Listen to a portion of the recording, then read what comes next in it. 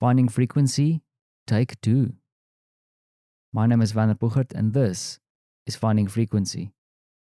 So take 2. I wish I could take 2 on the whole day. You see, I worked until early this morning. I think I switched off the light around 5:30. I had to get a project out. It's probably a little bit unnecessary and bad planning on my side. I should have done a little bit better. But I got everything done and thought that I would take a quick nap, recharge, and then jump back into the rest of the day because I have a few things I wanted to finish off. Didn't quite work out that way. I think I'm getting a little bit too old for this kind of pace. And in honesty, I shouldn't be doing things like this anymore. The day wasn't a complete waste because I ended up watching a movie with my best mate and we hung out on the couch while my wife was slaving away in the kitchen. Now, even though I might deserve your judgment, don't judge me too harshly.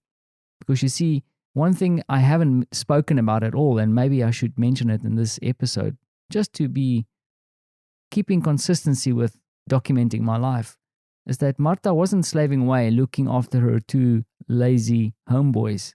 No, she is currently busy constructing and making face shields for local medical practitioners.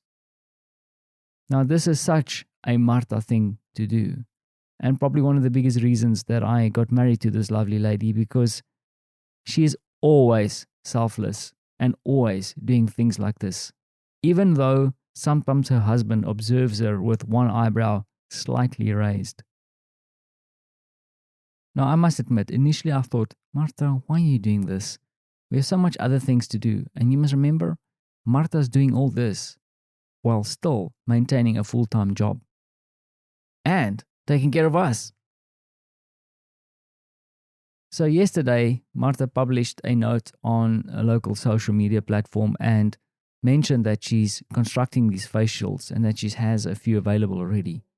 And I was so impressed and proud when she got overwhelmed by requests for these face shields.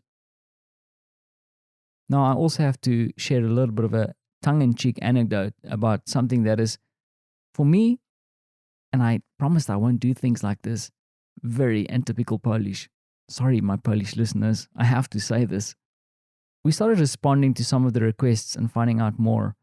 And what is interesting, there were some hospitals, some clinics, and then we also had a few in-betweeners, people who know people. And as we started engaging, later on we got a phone call from one of Marta's family members warning her, saying, just be very careful because some of these in-betweeners are actually trying to get some of the material so they can resell it on some of the local e-commerce platforms. And that just made me smile because I never thought of it. Even though I'm this South African guy who should be much more streetwise, this is such a Polish thing to do.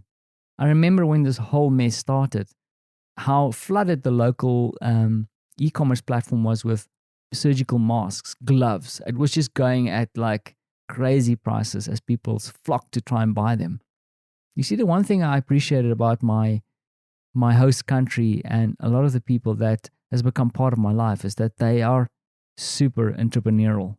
I think it's maybe a leftover from times when they were living in this kind of communist space where you had to be entrepreneurial to make a good life for you and your family. The only problem is that this entrepreneurial spirit sometimes bleed into things like procuring and reselling medical face masks. Oh well, just part of the adventure, I guess.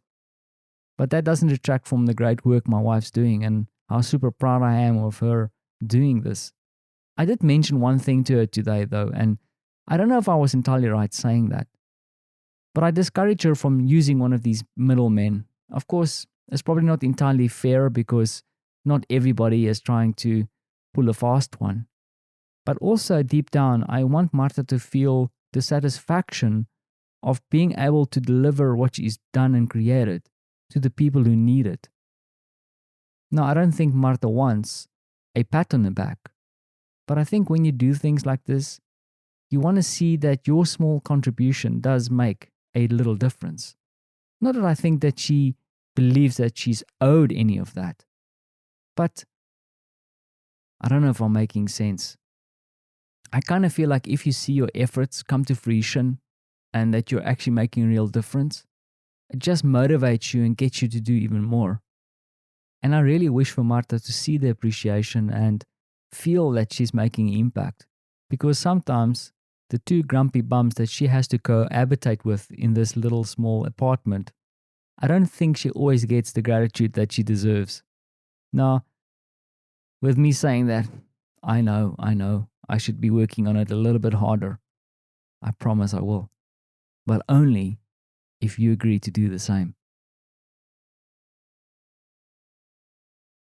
Be careful out there, and I hope you've got something cool planned for the weekend. And if you don't, what the hell, man? Figure something out. Thank you for listening.